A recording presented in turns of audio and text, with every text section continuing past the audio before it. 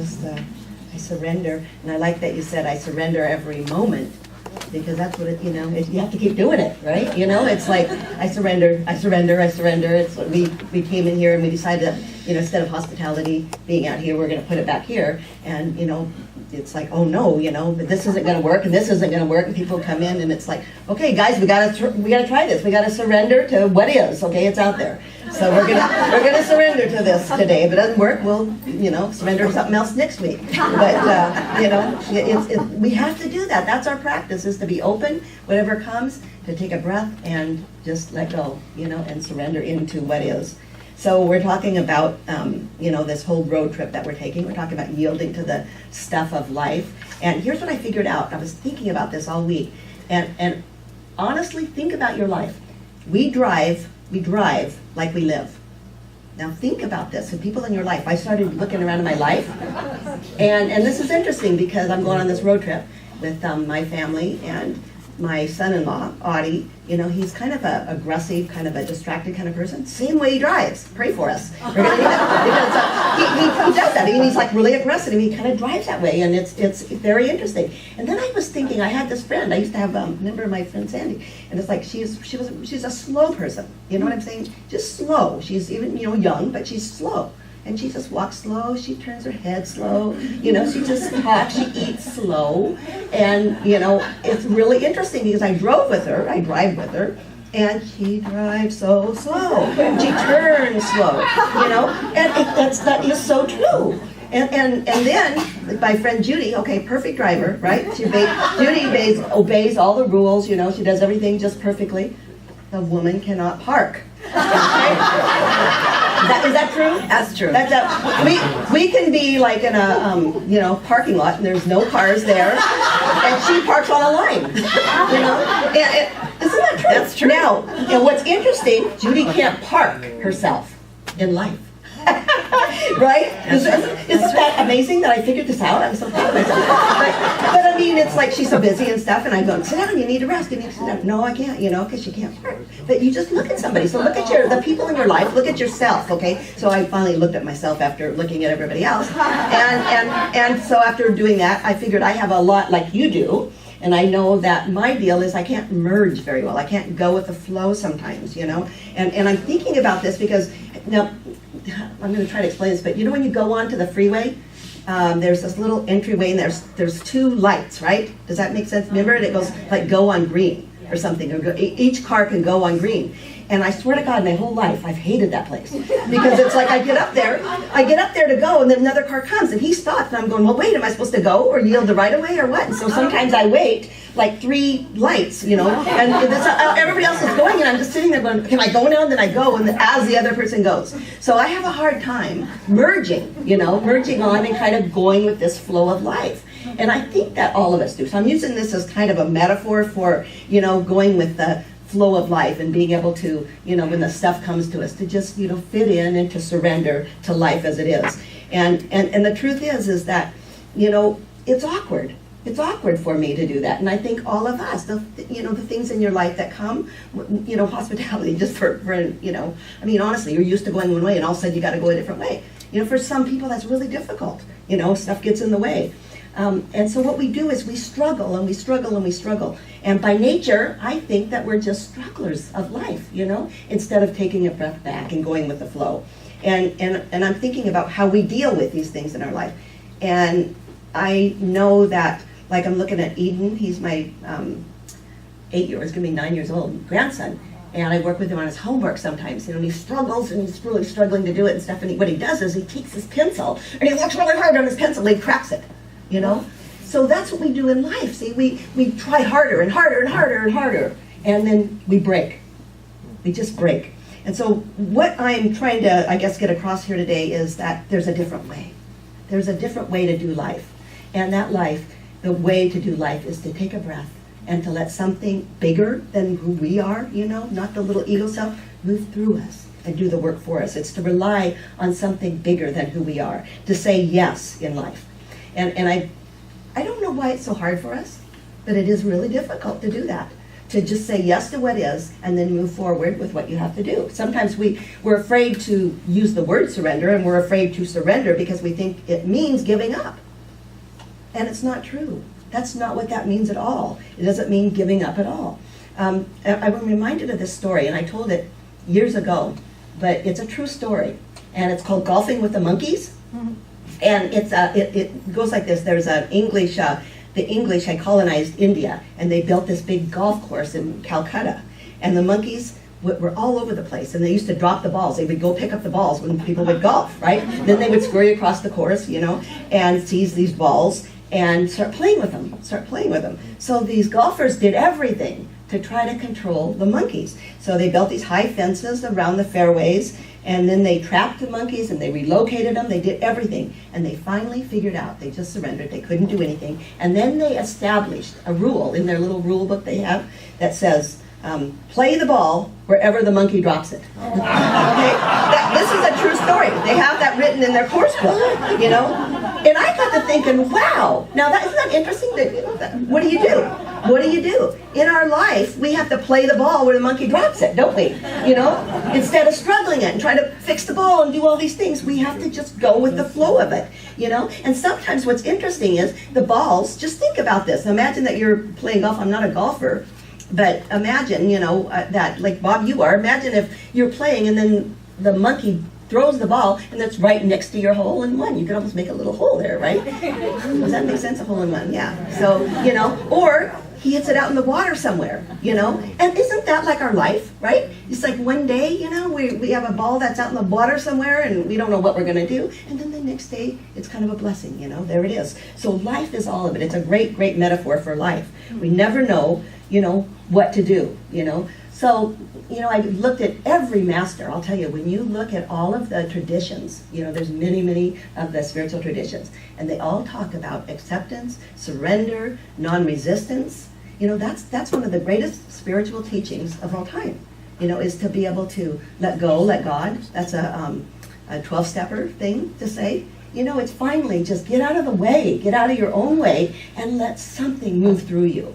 And so it tells us that we're not really in control. And I think that's a big deal for many of us. We just want to be in control. We have to be in control of our life. And so the practice becomes, like you said, every moment, living a surrendered life every moment. A life of acceptance, living a life of what is. So my favorite teacher of everybody is Eckhart Tolle, of course, and we have tons of groups here, and I've got to tell you what he says about this because it really makes sense to me. He has tons of readings and writings and everything on surrender. And what he says about surrender, he says that surrendering only refers to this moment, that whatever is at this moment, to accept it unconditionally and fully, whatever arises in the moment. So think about your life. I'm going to read you a little bit about what he says here. But think about the things that are going on in your life right now. If you could surrender just in the moment, doesn't mean you don't take action. And here's what he says about this, because that's the first question when we talk about surrendering to what is, well then, I just can't surrender. It's like there's a lot to do. And here's what he talks about. It doesn't mean we don't take action. He says whatever action is needed will then rise out of that state of complete acceptance. The most powerful state for a human to be in is the state of embracing completely the reality of what is. It's the now moment. It's to say yes to life, which is always now. There is a vast power in the yes, that state of inner non-resistance to what is. And action arises out of that if it's needed as a spontaneous response to the situation.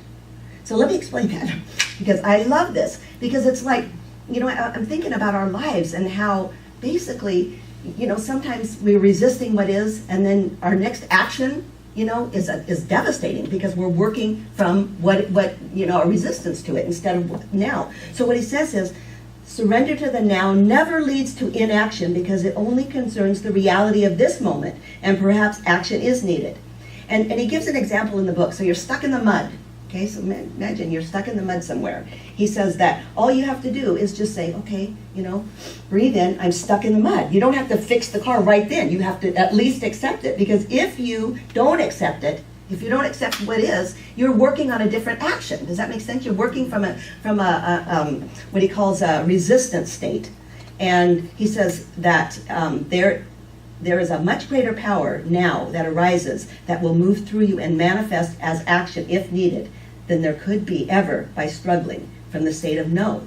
Whenever you say no, and then action arises because you are fighting what is, he says that is karmic action in Eastern terms, and it leads to further suffering because it arises out of a state of suffering.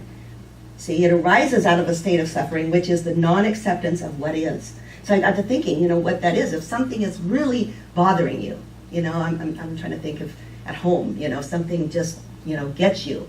And you're mad and you're slamming the cupboards, and stuff, and you're just angry about this.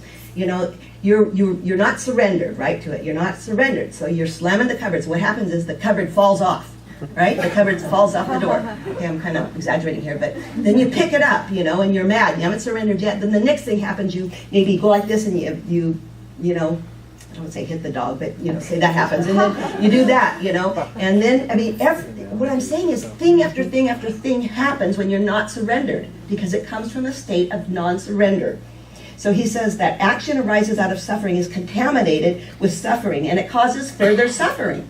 Does that make sense? And he says that the action that arises out of a state of acceptance is totally free, and it's a vast difference. So we have to look at our life sometimes and look at the surrendered moment. Are we in a surrendered moment, or are we in a resisting? Because what happens after that, you create your life moment by moment by moment.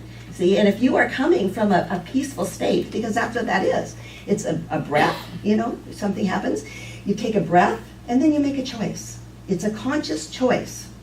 It's a conscious choice of what to do. You're not just coming from your head and reacting. It's the difference between responding and reacting. You take a breath and you make your choice.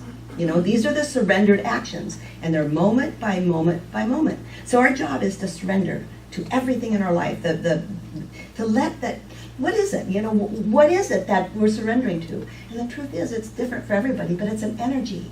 It's an energy that is so big and so intelligent and knows, see? Because we're coming from our head, and we think we know. We think we know what to do. We're going to control the situation. But the moment we step back, we take a breath, and we realize, okay, this is the way it is. You let this new action move through you. You let the energy of something bigger, I call it God, call it love, call it consciousness, whatever it is, let it move through you and make the decision in your life. Don't try to do your life without it. You have a choice. But it has to come from the greater will, is what somebody, the way they put it. I like that. It's a greater will than my little ego will is doing. See? And I know in my life, man, things just don't go according to plan all the time. I'd love them to. I like to control everything. I'd like it to be perfect. But it just doesn't happen. There's so many joys and there's so many disappointments in life. That's just the way it is. And I know that, sometimes, and probably everybody here has a ball that's dropped somewhere that's a little difficult, right? But everybody here has a ball that's right by the little hole, right? You know what I mean? This metaphor makes sense? Makes sense?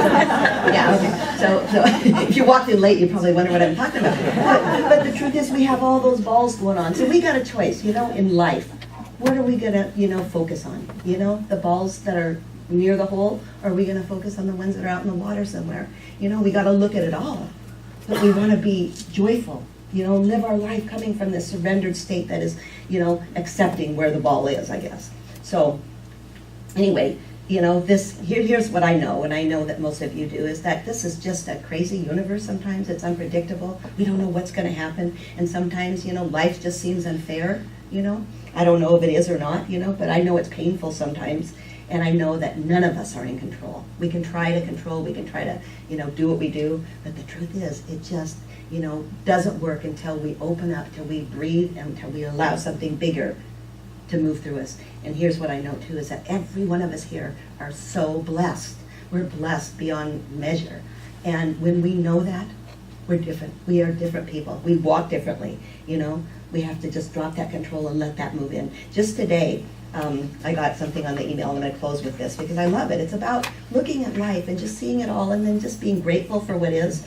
And here's what a little bit of what she says. She says, what have you lost in the last 5 years? A job, a home, a partner, retirement, savings, your career identity in the world? Have you lost a loved one to death? Have you felt stripped down to the marrow of your bone by all of the vicissitudes of life in a chaotic world? Any of or all of those losses are painful. And if you're reading these words, you still have, means that you still have your life. And that's a miracle. An overload of sorrow and loss overshadow the miracle of walking on this earth. Take nothing for granted, no matter how simple or given it seems. David Steindl-Rast reminds us that which is given is a gift. That which is given is a gift from the universe. When we experience even the smallest and the most mundane experiences of our days as gifts, we celebrate our humanity and we honor the source of every single breath that we take. There's more to this, and I've got some copies if you'd like, but it's so beautiful. And what a way to live our life, you know, to be able to surrender to what is and open to this power of gratitude in our life. Thank you.